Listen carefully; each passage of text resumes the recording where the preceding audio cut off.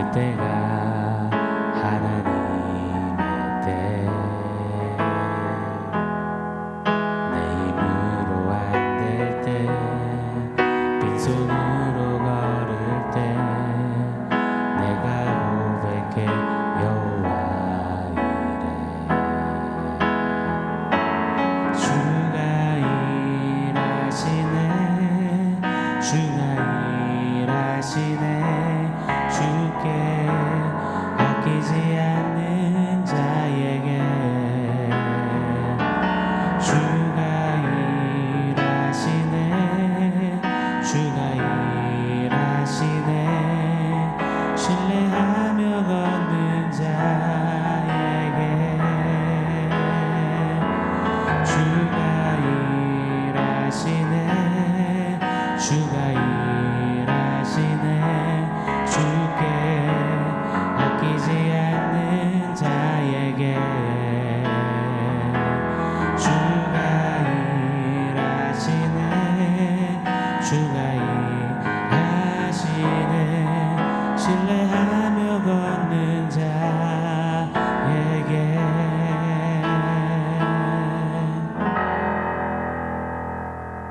샬롬. 오늘 우리에게 주신 하나님 말씀은 마가복음 6장 21절로 28절입니다. 우리 한 목소리로 같이 읽겠습니다.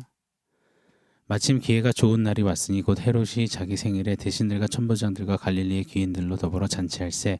헤로디아의 딸이 친히 들어와 춤을 추어 헤롯과 그와 함께 앉은 자들을 기쁘게 한지라. 왕이 그 소녀에게 이르되 무엇이든지 네가 원하는 것을 내게 구하라, 내가 주리라 하고, 또 맹세하기를 무엇이든지 네가 내게 구하면 내 나라의 절반까지라도 주리라 하거늘.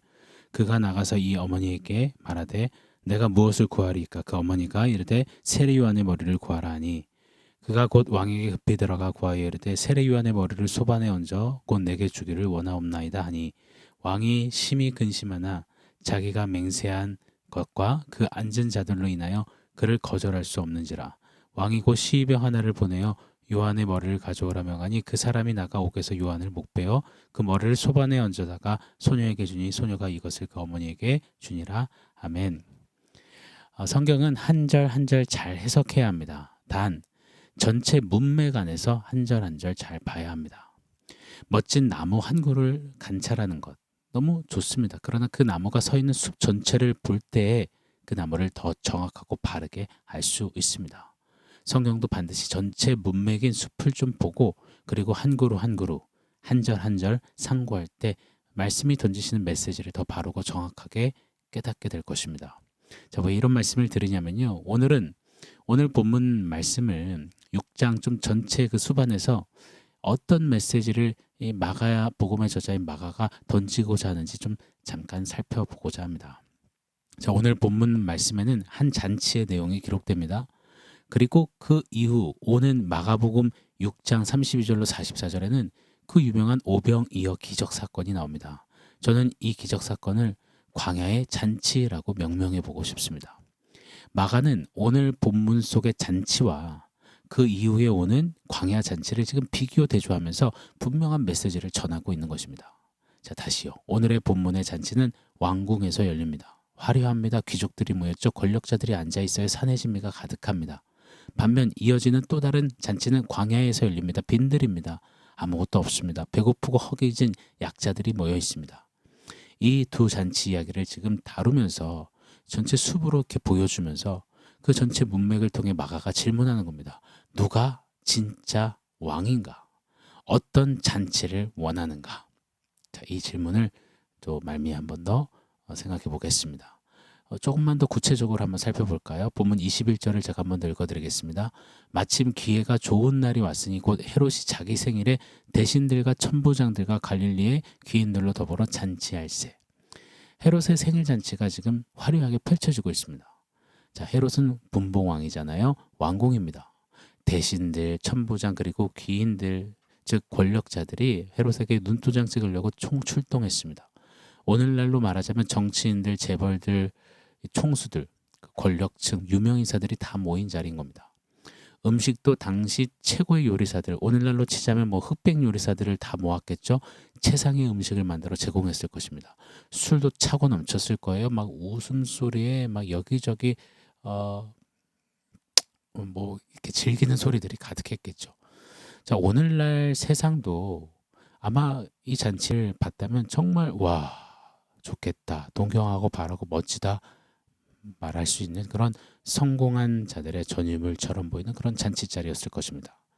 자, 그런데 여러분 보세요. 이 잔치의 그 마지막 끝자락에 무엇이 나오는지 말입니다. 이 잔치의 핵심 그 골차는 무엇인지를 봐야 합니다. 헤롯의 생일 케이크가 아닙니다. 헤롯의 빛나는 이름이 아닙니다. 27절, 28절을 제가 한번 더 읽어드리겠습니다.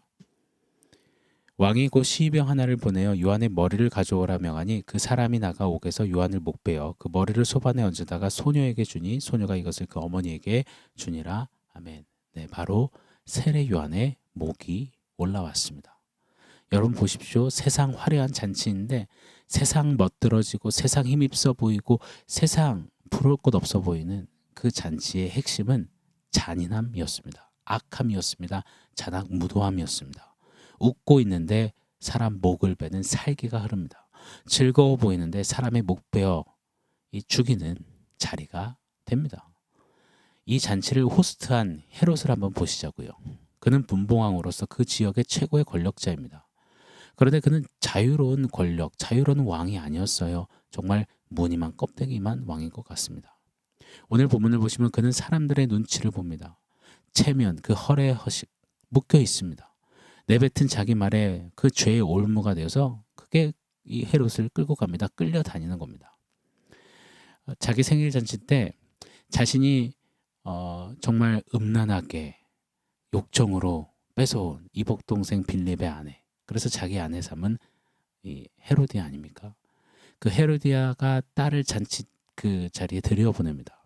술이 거하게 취해 있는 기분이 오를 대로 오른 헤롯과 귀족층 앞에서 이 딸이 뭐 살랑살랑 수춤을 췄겠죠. 그러니 사람들의 막 흥이 막 올라갑니다.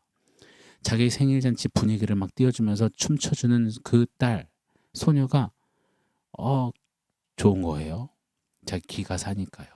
그래서 사람들 앞에서 허세를 부립니다. 야, 소녀야, 네가 무엇이든지 구해라. 내가 다 들어줄 거야. 네가 내 나라의 절반까지 달라고 다 줄 거야. 말만 해. 여러분, 이게 말이 됩니까? 아무리 술에 취했다고 해도요, 주정을 부린다고 해도요, 춤 한 번 췄다고 흥 높여줬다고 그 소녀에게 나라의 절반까지 준다라는 그런 정말 터무니없는 막말을 아무 말 대잔치를 하다니요. 자, 그런데 그 말이 헤롯에게 올무가 되었습니다. 헤로디아는 딸에게 이때다 싶어서 눈에 가신 세례 요한의 목을 베어달라 요청하게 합니다. 그렇게 그 딸은 잔치에 모인 모든 기득권 앞에서 왕에게 헤롯에게 세례 요한의 목을 요청합니다. 술이 단번에 깼겠죠. 화들짝 놀랐겠죠. 그럼 어떡합니까? 예, 내가 제정신이 아니었나 보다 하고 멈춰야죠. 그런데 26절입니다. 한번 더 읽어드리겠습니다. 왕이 심히 근심하나 자기가 맹세한 것과 그 앉은 자들로 인하여 그를 거절할 수 없는지라. 심히 근심합니다. 헤롯이요. 자기가 한 말 때문에 그 사람들 앞에서 체면 때문에 사람들 눈치를 보며 거절도 못한 채 그렇게 두려워했던 세례 요한의 목을 베어버립니다. 자기가 뱉은 말 때문에 사람들 앞에서의 체면 때문에 그 죄의 허세 허풍 때문에 그는 의로운 선지자 하나님의 사람을 죽였습니다. 헤롯은 왕 같지만 사실은 죄의 노예였고 권력의 노예였고 사람들의 노예였던 것입니다. 사랑하는 여러분, 이 세상이 참 헤롯 같다라는 생각이 듭니다. 이 세상은 마치 헤롯의 생일 잔치처럼 여러 화려한 잔치를 열고 있다 생각이 듭니다. 화려합니다. 자극적입니다. 재밌어 보입니다. 신기합니다. 신세계 같습니다. 그러나 그 잔치의 핵심에는 죽음이 있습니다. 영혼의 죽음이 있단 말입니다. 여러분, 오늘날 시대도 마찬가지 아니겠습니까? 끊임없이 더 자극적이고 더 강한 쾌락과 더 성공하고 더 소비하고자 이런 것들이 가득 차 있습니다. SNS를 보면 그 안에 있는 사람들은 정말 매일 잔치를 여는 사람들인 것처럼 보여요. 저마다 행복해 보이고 더 정말 멋있어 보이고 화려해 보입니다. 즐거워 보여요. 그런데 여러분, 실제는 어떻습니까? 그 끝은 무엇입니까? 불안하고 공허하고 우울합니다. 그런데도 끊지를 못합니다. 실제로 명품을 자랑해서 올리던 SNS 인플루언서는 결국 명품 계속 다른 것을 올리려다가 영끌하고 끌어모으고 사고팔고 하다가 결국은 더 이상 안 되는 겁니다. 사진은 화려하게 명품을 들고 자랑스러워 보이는 그 자태를 뽐냈지만 실제로는 그냥 가난하게 배고프게 사는 겁니다. 그렇게 아무도 모르게 죽어갔습니다.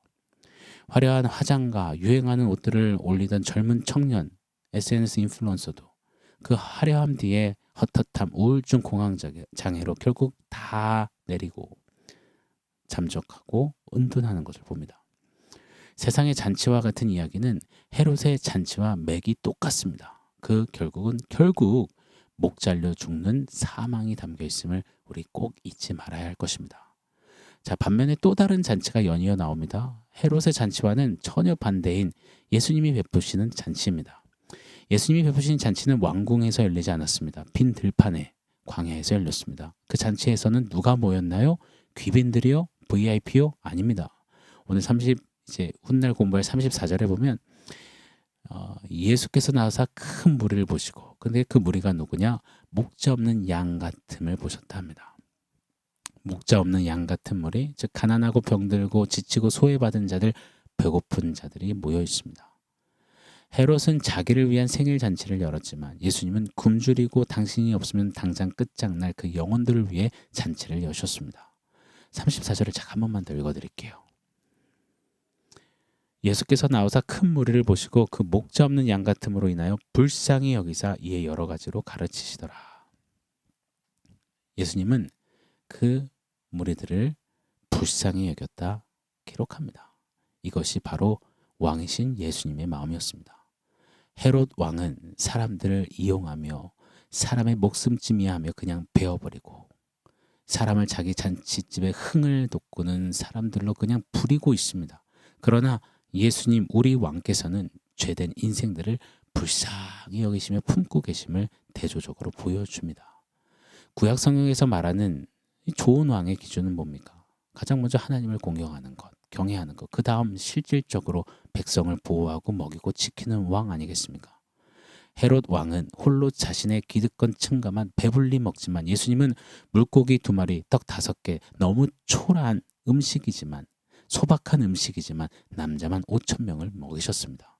그렇게 그 무리를 살리시고 보호하셨습니다. 채우셨습니다. 헤롯의 식탁에는 산의 진미는 있었지만 생명이 없었고 죽음이 있었습니다.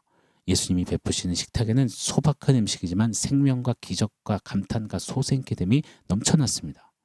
헤롯의 왕궁은 사람의 목이 올라가는 공포로 가득했지만 예수님과 함께한 들판 광야에는 기쁨과 감탄과 찬양이 가득했을 것입니다.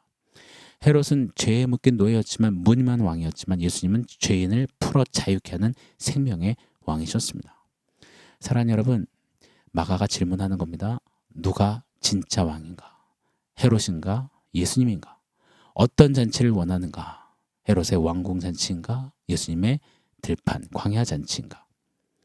여러분, 세상은 이 시대는 헤롯의 왕궁 잔치를 부러워합니다. 그러나 예수님의 잔치가 펼쳐지는 곳은 불편한 광야 들판이지만 성경을 보십시오. 하나님은 늘 그렇게 광야에서 많이 역사하시더라고요. 이스라엘의 사람들, 이들도 광야에서 주님이 베푸시는 만나를 먹었습니다. 엘리야도 광야에서 하나님을 만났습니다. 세례 요한도 광야에서 외쳤습니다. 예수님도 광야에서 사역하셨죠. 왜입니까? 광야는 사람이 아니라 하나님만 보이는 장소이기 때문이죠. 예수님의 잔치는 이 메시지가 선포되는 겁니다. 내가 너희를 먹이겠다, 살리겠다, 영원히 배부르게 하겠다. 내가 너희의 진정한 왕이라. 나를 보라 라고 말입니다. 말씀을 좀 맺겠습니다. 헤롯은 사람 하나 살리지 못했습니다. 오히려 죽였습니다. 그러나 예수님은 5,000명을, 남자만 5,000명을 먹이셨습니다. 헤롯의 잔치는 죽음으로 끝났고 예수님의 잔치는 풍성함으로 끝났습니다. 헤롯의 식탁은 죄의 식탁이고 예수님의 식탁은 하나님 나라의 식탁이었습니다. 자, 한 번 더 마가가 던지는 질문 드리고 마치겠습니다. 여러분, 누가 진짜 왕입니까? 헤롯입니까? 예수님입니까?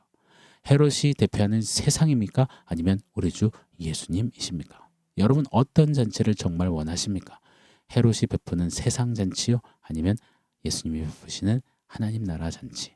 이 양자 중에 하나를 꼭 잘 선택할 수 있는 저와 여러분이 되기를 예수 이름으로 축원합니다. 자, 오늘 원포인트는 나의 RSVP입니다. 이 초대장에 RSVP 요청이 달리는 경우가 있습니다. RSVP란 Please Reply라는 말이죠. 즉 초대장을 받으신 분이요, 참석 여부를 꼭 알려주십시오. 부탁, 회신 부탁합니다. 이것이 RSVP 아닙니까? 자, 이렇게 가정해 보려고 합니다. 여러분, 헤롯의 잔치 초대장과 예수님의 광야 잔치 초대장이 우리에게 지금 동시에 도착했습니다. 자, RSVP를 보내야 합니다. 저와 여러분, 우리의 RSVP는 어느 쪽입니까? 오늘 좀 결정하기를 원해요. 정말 진솔하게 선택해 보시자고요. 사랑하는 여러분, 저는 예수님 베푸시는 광야 잔치에 가고 싶습니다. 예수님 없는 헤롯의 세상의 그 잔치에 가고 싶지 않습니다. 그 결론은 죽음인데요. 저는 광야일지라도 들판일지라도 초라해 보여도 예수님 계시는 그 잔치에 가려고 합니다. 그리할 때 그 광야에서 오늘 찬양처럼 주가 일하시네, 주가 일하시네, 이것을 경험하려고 합니다. 여러분의 선택은 어떠십니까? 우리 같이 예수님의 광야 잔치에 가지 않으시겠습니까? 사랑하는 성도 여러분, 오늘 말씀과 원포인트 기억하면서 우리 함께 기도하겠습니다.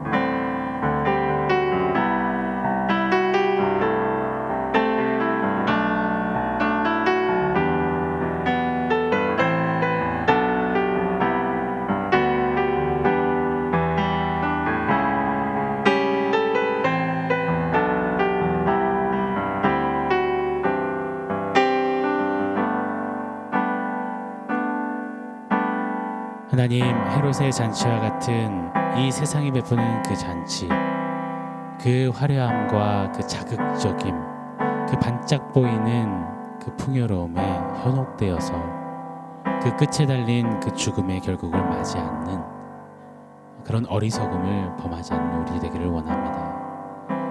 광야 들판 같은 곳일지라도 주님이 베푸시는 주가 일하시는 그 역사를 기꺼이 선택하며 그곳에 서서 주님의 살아계심을 경험하고 누리는 우리 되게 하여 주시옵소서. 예수님의 이름으로 기도합니다. 아멘.